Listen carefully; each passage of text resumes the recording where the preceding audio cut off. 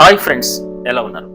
యాక్చువల్గా ఒకసారి లైఫ్లో జరిగినటువంటి నేను ఒక ఇంటర్వ్యూలో చూసిన విషయం ఏంటంటే, సినీ హీరో జగపతి బాబు ఆయన కెరీర్లో చాలా డౌన్ ట్రెండ్ నడుస్తున్నటువంటి టైంలో ఆయన ఏంటి నా కెరీర్ పరిస్థితి ఏంటి, ఎలా ఫ్యూచర్ ఉంటుంది అని చెప్పి చాలా డిసప్పాయింట్ అవుతున్నారు. చాలా బాధపడుతున్న టైంలో ఆయన లిఫ్ట్లో ఒక పాపను చూశారు.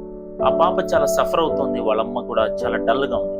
అమ్మ ఏంటి ప్రాబ్లం అని చెప్పి ఆయన అడిగారు. అడిగితే కొన్ని నెలల బేబీ సార్, ఆమెకి క్యాన్సర్ ఉంది అని చెప్తే ఆయన అనుకున్నారనమాట, అరే వీళ్ళ సమస్యతో పోలిస్తే నేను అసలు నాకేం సమస్య ఉందని నేను బాధపడుతున్నాను అని చెప్పి ఆయన ఇంటర్వ్యూలో చెప్పడం ఏంటంటే, ఐ కిక్డ్ మై సెల్ఫ్ అని చెప్పారు.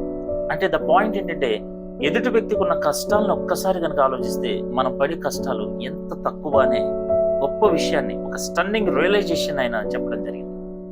సో అంతేకాకుండా ఇప్పుడు మన డిప్రెషన్, డిసప్పాయింట్మెంట్, బాధ ఇలా చెప్తూ ఉంటాం. కానీ ఒక 3 వర్గాలు కనుక తీసుకుంటే మనకి సమాజంలో ఉన్న 3 వర్గాల్లో ఆ ఆత్మహత్యలు అనేవి చాలా తక్కువగా ఉంటాయి. ఆ 3 వర్గాలు ఏంటంటే, ఒకటి లేబరర్స్, 2 గవర్నమెంట్ కాలేజర్స్ స్టూడెంట్స్, మూడోది వచ్చేటప్పటికి స్పోర్ట్స్ పర్సన్స్, ఎప్పుడు రెగ్యులర్గా స్పోర్ట్స్ ఆడుతూ ఉంటారు. ఓకే, సో ఫస్ట్ పర్సన్స్ ఎవరంటే లేబరర్స్లో డిసప్పాయింట్మెంట్ కానీ ఆత్మహత్యలు కానీ చాలా తక్కువ ఉంటాయి. ఎందుకంటే వాళ్ళు లేబర్ కష్టం చేసి చేసి చేసి ఆ చెమట కారుస్తారు. ఆ స్వెట్ రిలీవ్స్ స్ట్రెస్ అంటారు. ఓకే, చెమట ఒత్తిడిని చాలా తగ్గిస్తుంది, డిసప్పాయింట్మెంట్ని తీసేస్తుంది.